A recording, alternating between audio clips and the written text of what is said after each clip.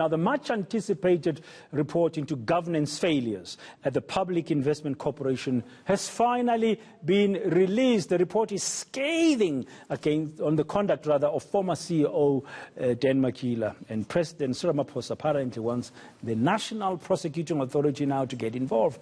The party judicial inquiry has recommended that the PIC should look into whether Makila should be held personally liable for the fruitless and wasteful expenditure at the state asset manager. Certain transactions whose company owners enjoyed close relation with Makila received billions of rand without proper due diligence. Those companies have also underperformed. Well, let's look into some of the high-level important findings and recommendations. Good morning, Heidi. Thank you very much for coming in. I see you got muscles. I didn't know you've got muscles. How do you carry that? How many pages is that report? It's do you mind picking it up? Just pick it up. I mean, okay, for viewers to see. That's what President Ramaphosa received in December. I mean, it's double the size because I printed back to back. Oh, you saved some trees. Okay. Yes, I've saved some trees. Let's hope President also did the same thing. You know, people are thinking, why are we talking a lot about this thing? I was just wondering. It's important to remind people that the PIC is, in fact, Africa's biggest asset manager.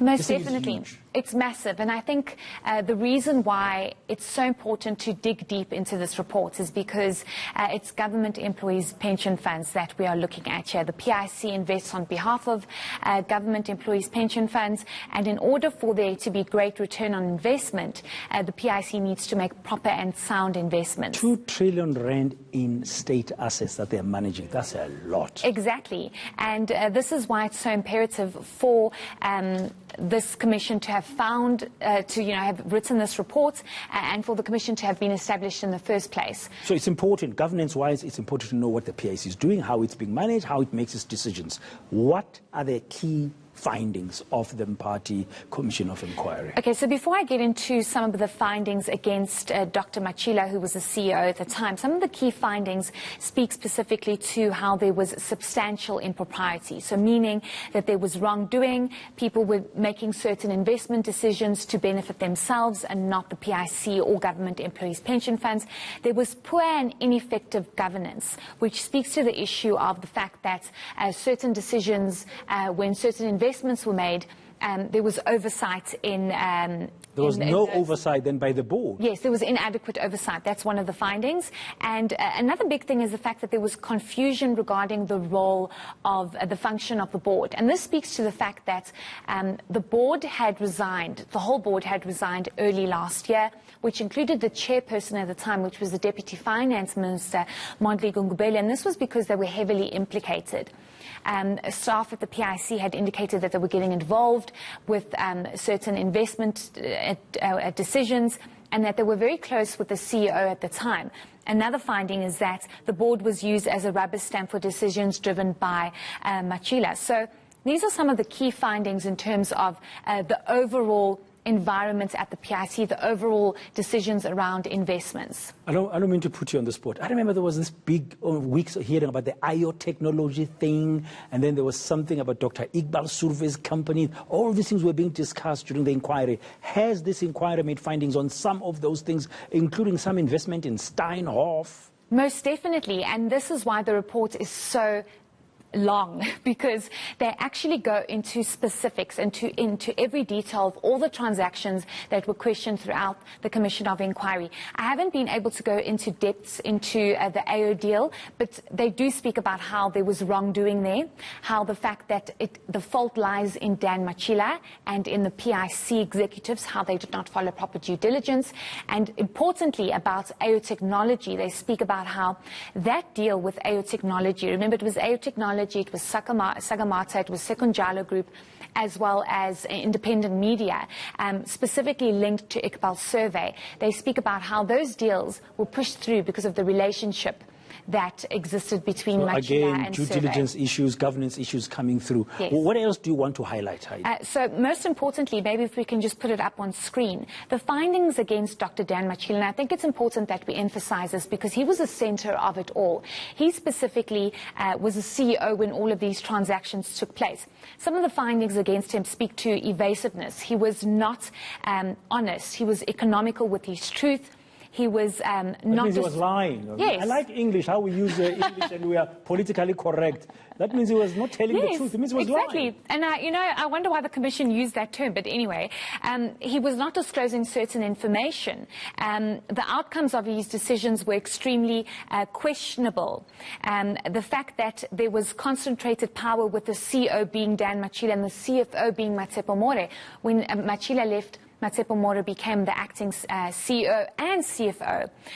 Interestingly, he took credit when the outcome was good, but failed to take responsibility when the outcome was bad. He lacked accountability and responsibility. If we move over to deals were repeated with certain individuals and entities. This specifically speaks to the issue around Iqbal's survey and his companies.